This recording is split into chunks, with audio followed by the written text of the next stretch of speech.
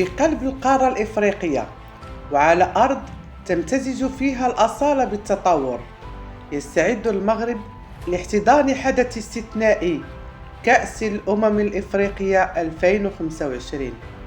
حدث لا يمثل مجرد بطولة رياضية، بل هو تتويج لمسار طويل من الإنجاز والإصرار، وساحة لتجديد الثقة في القدرات الإفريقية من قلب المملكة المغربية.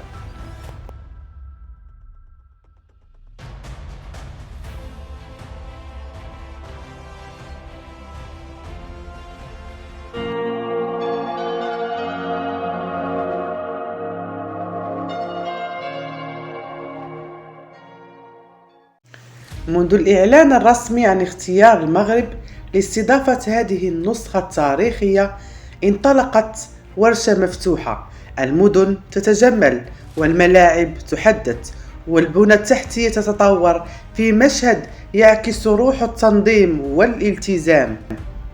ففي الدار البيضاء أعيد تأهيل مركب محمد الخامس، أحد أعرق الملاعب في القارة. وفي طنجة يشهد الملعب الكبير لمسات فنية وتقنية تجعله من الملاعب العالمية.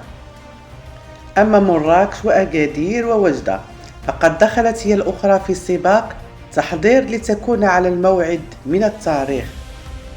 وفي قلب العاصمة الرباط يتألق ملعب الأمير مولاي عبد الله بعد عملية تأهيل شاملة جعلته من بين أحدث وأجمل الملاعب في القارة الإفريقية.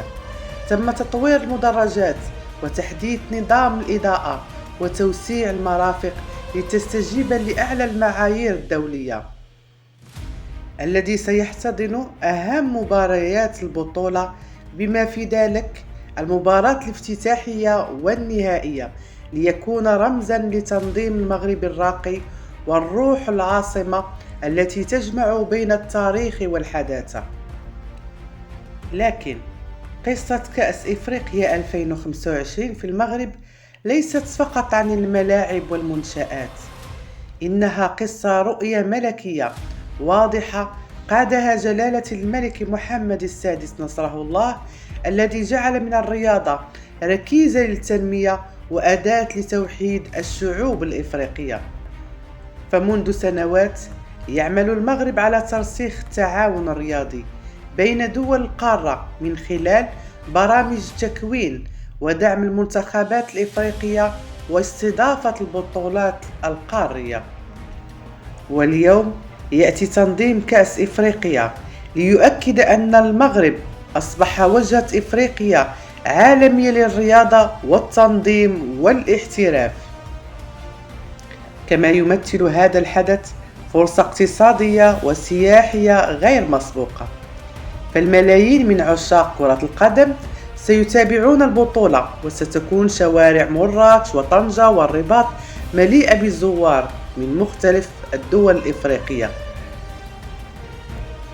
الفنادق، النقل، الأسواق، الثقافة والموسيقى المغربية الأصيلة كلها ستساهم في صنع تجربة استثنائية تظهر الوجه المشرق للمغرب، البلد الذي يجمع بين الحداثة والتقاليد.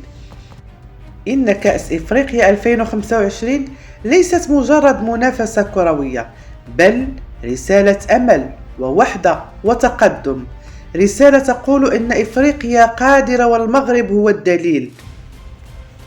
وبينما تستعد المنتخبات لخوض المنافسة على أرض المملكة، يستعد الشعب المغربي بكل فئاته ليضع التاريخ من جديد بروح من الفخر والانتماء، وبإيمان أن كل هتاف في المدرجات هو نبض جديد في قلب إفريقيا في عام 2025. كل الأنظار ستتجه إلى المغرب، حيث الكرة الإفريقية ستتحدث بلغة واحدة، لغة المجد. فكونوا معنا لتعيشوا أجواء كأس إفريقيا 2025 من قلب المغرب، لحظة بلحظة، صورة وصوت. فهنا نصنع المتعة، وهنا يكتب المجد الإفريقي.